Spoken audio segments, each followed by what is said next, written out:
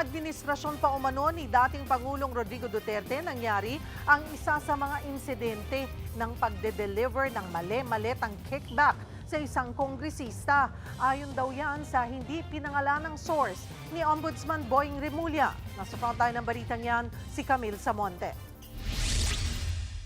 Sinusuri na ng Office of the Ombudsman ang testimonya na nakalahad sa joint affidavit ng 18 nagpakilalang dating security aide umano ni Zaldico. Laman ng kanilang affidavit ang ilang litrato ng umano'y delivery ng grupo ng mga mali-maletang pera sa ilang kongresista.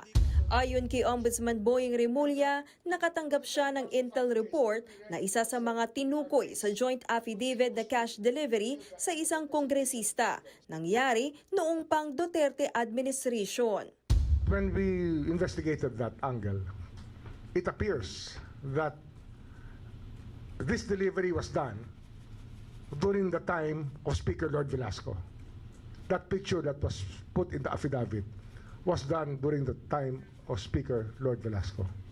So it is not an entirely accurate depiction of even pictures. Tingin tuloy ni Remulla, tila minamanipula lang ang mga impormasyon sa joint affidavit. They were playing with timelines, and this is one timeline that they played with, that this happened before the term of President Marcos.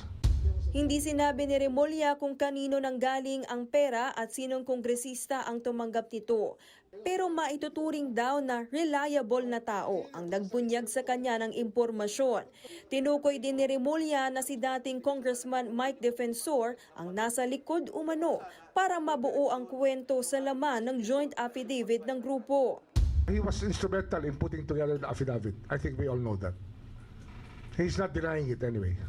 Maglalabas ang sabina ang Ombudsman oras na matanggap ang individual affidavit ng 18 mga dati umanong security aide.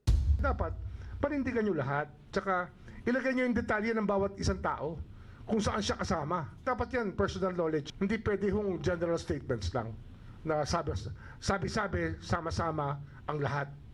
You're talking about serious allegations that have to be testified to by the actual people who witnessed the act. Sinisikap pa ng News 5 na kunan ng pahayag sina Defensor at Velasco. Nagbabalita mula sa Frontline, Camille Samonte, News 5. Mga kapatid, Cheryl Hosing po. Maging maalam at may pakialam sa mga napapanahong issue at headlines. Mag-follow at mag-subscribe na sa social media pages ng News 5.